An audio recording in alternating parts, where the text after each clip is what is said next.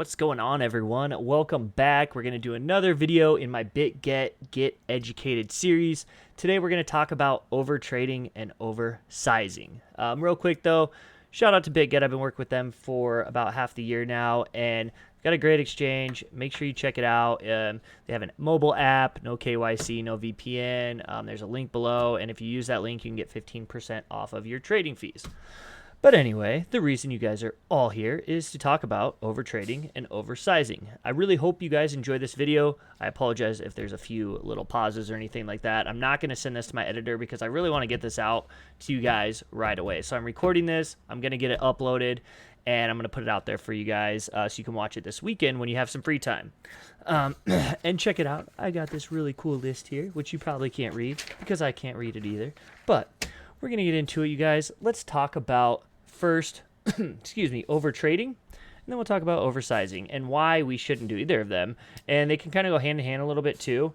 But overtrading is a really bad problem that causes a lot of people to lose a lot of money. So the one thing you really need to do is set some rules and figure out what's causing you to overtrade. Are you trading when you're busy, when you're out with family or out to eat, or when you're driving or whatever, while you're in the shower, right? Like, are you trading way too much? Like, if you're trading, you should be able to sit at your computer or sit at your phone uninterrupted, be able to really focus on what's going on and be 100% immersed in the charts, because trading's hard, you guys. Like, if you're not completely focused on it, like, you're not going to be successful.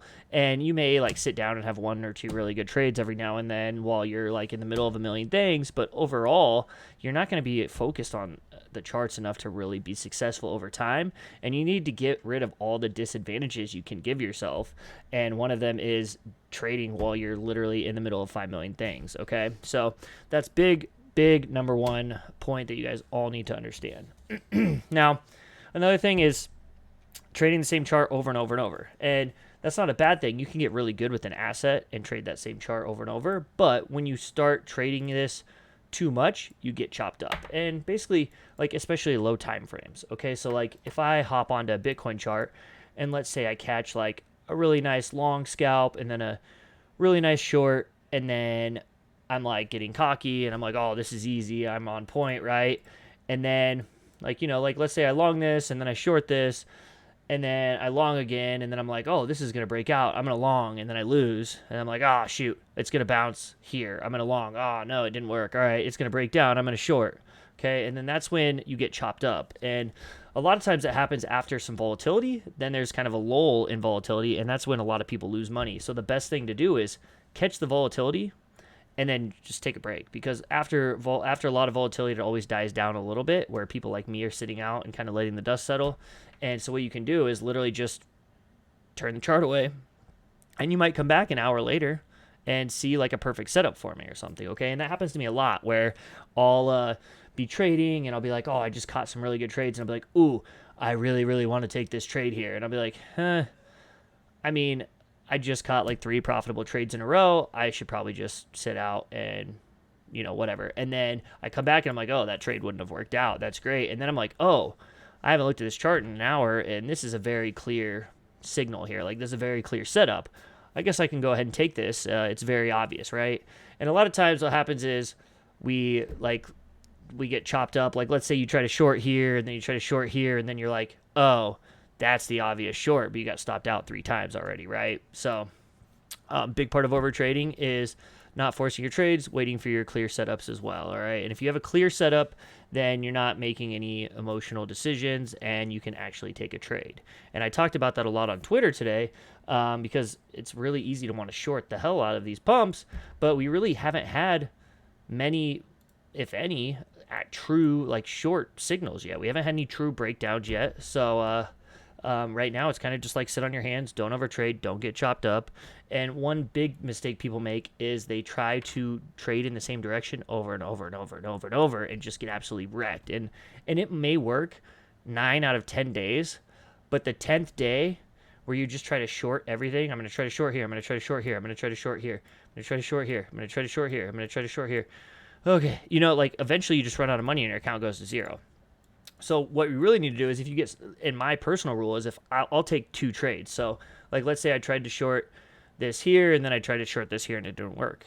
Well, then I'm done. I can't re-enter that. I have to put the chart away. I can't look at it for an X amount of period of time, because if I try to do 2 entries and the second one doesn't work, then usually it's a stronger trend than I think. And the same goes with longing and buying. If I'm trying to buy the dip and it doesn't work twice in a row, then it's probably a stronger trend than I realize, and I can't take that trade, right? And I'm not going to keep forcing it, because that's the easiest way to just destroy your account.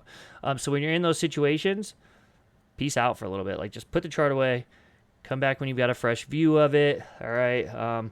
Because that is definitely, I've been there in the past, especially trying to, buy dips that just keep dipping, or short pumps that just keep pumping, and you're just in front of a lot of momentum.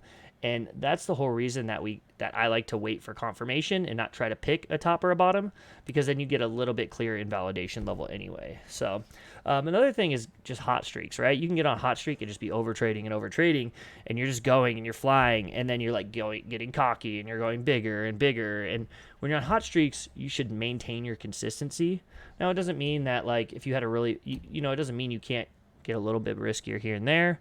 But you really shouldn't just be like going balls to the walls, because what's going to happen is, a lot of times, like, let's say you're on a hot streak and you're up, like, I don't know, let's say your account is up like 2x in like an hour or something, right? And you're like, man, I'm killing it. I'm going to go big here because I have all these profits. So if I get back 10%, I don't care. Let's say your normal risk is like 2 to 3%, but you're going to give away, you're going to risk 5% on this trade or 10% on this trade because you've had a good day and your account's up 2x. Well, what happens here is you take a big loss that more than you normally would, and you're like, oh, I'm down 10%, but I'm still up 90% on the day, but I'm going to get back this 10%, and then I'm going to call it a day. And that is the worst thing you can do, because what happens is you give back even more and more and more, and before you know it, your account's up like 10% on the day when you were just up 100 and you were up 200%, you were going to quit. And then now your account is up 10% because you just got wrecked because you went on a cold streak after a hot streak, and you were just trying to make this profit back, and volatility died down and you got chopped up and yada yada and all these things. And now you're like, oh, my account's up only 10%. All right, well, I'm going to make one more trade, get it up to 20% profit for the day, and then I'll call it good. And then what happens is you go down 10%, and now you go down, and now you're at 10% loss for the day, and you're like, well, I got to make it back and at least be break even, and then you're down 20% on the day, and it's just a slippery slope, you guys. So you really need to know when to cut yourself off. Take it easy, because I've seen it, I've had it happen too many times, and I just have rules now, and I've gotten better at shutting the charts off, or if I feel emotional, shutting the charts off. And not only that, you don't have to take every single trade setup you see. And I think that's a big thing too, is sometimes it's just worth observing and being like, okay, is this something that's actually going to work, right? Is this actually a viable setup, or am I just seeing things? Or is this actually going to work? Do I have confirmations for this to work? And if not, then you're just forcing trades anyway. So another thing is too, cold streak. Cold streaks happen, and sometimes the market conditions just aren't good for your trading. Maybe you have like, a lot of times, let's say you have like a setup that you use, and it's worked really well for like 3 months. And for the last 2 weeks, it's been working okay, but it reverses halfway and stops you out. And you're not getting that full profit, and you're getting stopped out over and over and over, way more than you normally would, because normally it would just go to target and you'd be good, or you'd get stopped out. But instead, it's just going and it's just chopping around. And that's a choppy, rangy market, and that's when a lot of your trades won't go to fruition. Or if you're trading against a strong trend, like let's say you have a reliable bullish setup, but you're in an overall bearish trend, sometimes those bullish setups will fizzle out too pretty quickly. So you need to recognize that. And if you're on a cold streak, maybe change up your strategies, maybe not use that strategy until it starts working again. Because a good example of that is a cup and handle pattern, which is a bullish pattern. Okay, so a cup and handle is a bullish continuation pattern, just like this, and then you break out and go up, right? First you go back in time and then you go forward. Okay, I'm just kidding. But anyway, so what a lot of people do is in a downtrend, they try to trade the same thing because they see this as the pattern here, but it's actually not a reversal pattern. And what happens is it just kind of fizzles out and breaks down, and people are trying to trade that as a bullish pattern, okay? So, and if you ever feel yourself being emotional, you guys, if you're like mad at the charts, or you had like a shitty trade, or you risked more than you should, and you're just like, oh, I'm going to make it back, or, or whatever, or you're stressed from work, or you're stressed from family or friends, or something that happened during the day, like, maybe just don't trade. It's okay to not trade. Like, the market is literally 24 hours a day. So, like, if you take an hour off or you take a day off, it's going to be there tomorrow. And your time is going to be better spent when you're in the proper mindset to be able to trade, because there's nothing worse than spending 3 hours or 4 hours or 5 hours or whatever in front of the computer and losing money, right? Or over trading, and let's say you sit down on your computer and you make $5,000 in 10 minutes and you're like, that was awesome, I'm going to keep going. And then you sit there for another 6 hours and you give back all that money and you're back to break even for the day. Like, you just wasted a whole day for no reason, right? So granted, losses will happen. That's not the point of it. But the point is, like, sometimes it's okay to just not trade, all right? So let's talk about oversizing and why we shouldn't oversize, okay? You obviously need to understand your risk management and understand your stop loss placement and positioning, right? And how far away it is. So, like, if I was going to short this and I got an entry up here with a stop above the high, that's going to make my stop loss really tight, right? But if I was going to short it down here now, as price is already falling, see how much higher percentage my stop loss is now. I have to go smaller, or maybe use lower leverage or whatever. Okay, so that's number one. The other part of oversizing is people go too big, price goes sideways, they have too much drawdown and they cut it. Or what I've seen happen a lot is, let's say this. So let's say you're ultra confident that price is going to go up, right? And let's just say, so this wicks down and it holds, and let's say you get entry right here on this daily open, on this green candle, okay? And you go big, you go like huge, like you're all in, you're like way bigger than you ever would, and you have your stop loss below here. Now, a normal position, okay, let's say this was your target, so you had a 7% reward and a 1.5% risk. That's a great risk to reward, okay? And so let's say you went really, really big because you were really confident we're going to pop, and we did go up, and it went up nice, and you were like in big profit, but you didn't take profit because you're like, oh, we're going to go to my target. This is great. And it breaks down, and it wicks down to here, okay? And now you're down big, right? Because you went too big, and you're like, oh, no, I got to close this. I should have taken profit. Oh, man, what do I do? Damn it, I'm an idiot. Why'd I go so big? I should have at least taken some profit up here. But at this point, it's funny because the psychology point of this is, well, you're already down this much. It's only an extra 0.3% to your stop loss, but that might be way too much loss than you want to take, right? That's way too big of a loss than you want to take. And you're like, well, I'm going to get stopped out anyway. I might as well just close this now so I don't take the extra big loss. So you close it, and then what happens? Poop! It goes right back up. And then what a lot of people do is they overtrade and they get back in that position. It goes up and then it goes down again, and, you know, whatever. So obviously this one did break down, but the point here is if this would have held and gone up here, and we see it a lot, and I'm just using this as an example. So what we see a lot is something like this, though, where you get wicked out and then it goes up, right? Or even here, we could have had a similar situation. And what you need to do, and what you should have done, is just said, okay, I'm going to do a normal position size, 1.5% risk. If this breaks down, it's a risk that I'm willing to take. It's calculated. I won't be mad if I get stopped out. And any trade you take, you should know what your risk is going to be before you get into it. And that can help you from oversizing. And what I said on live stream today was that you should just use this tool, because when you use the tool, you visually know what percentage that is, right? Because there's nothing worse than going, okay, I'm going to enter along here on this way down. I'm going to buy this dip. I think it's bullish, and I'm just going to put my stop loss. Like, you know, you're just like, oh, I'm just going to buy this dip, and you buy it here, and you're like, oh, I'll just put my stop loss down here somewhere. And then before you know it, you're like, oh, dang, that's 4% almost. Oh, crap. That's a wide stop loss, and you're already down like 2%, and you're like, oh, I got to close this. Dang it. Okay. So, oversizing can help you from getting shaken out of altcoins too. Like, let's see. Where's a good one? Like, let's say, Phil right here. Okay. Look at this really nice accumulation range. Okay. But it goes sideways forever. And if you're going too big here, maybe you went too big here and it drops. Okay. 8%. And you get stopped, and you have to panic sell at 8% loss before it does like a 5x, like what is this, like a 3x, right? Oh, sorry, 100%. So you went too big. Like, let's say you put in $10,000, and that's your whole account. Okay, you put in $10,000 here, and it drops 8%, you're like, that's too big of a risk. I can't take this $800 loss. My max risk should have been 250. Okay. So you're like, oh, shoot, I went too big. And then and you're like about to sell or whatever. And then it goes up and you're like, oh, I'm feeling good. And then it goes down again. You're like, oh, this is going to fall off the face of the earth. I've got to close. And then it takes off. Okay. Because you went too big. And you lost $800, and people think that they're going to make more money by going bigger, but actually over the long run, a lot of times you're going to lose more money. So what you could do here instead is go, okay, I'm going to put $1,000 in here, and I can have a 20% stop loss. Okay. And if you use this visual thing here, it really helps to be able to see and be able to control your emotions and know your risk. Okay. So I'm going to say, I'm going to put a 20% stop loss here. Okay. With $1,000, and that's $200 risk. I'm totally happy with that. And I got $1,000 in here, and I'm just sitting here chilling. Okay. I'm like, okay, if it goes down, that's $200, whatever.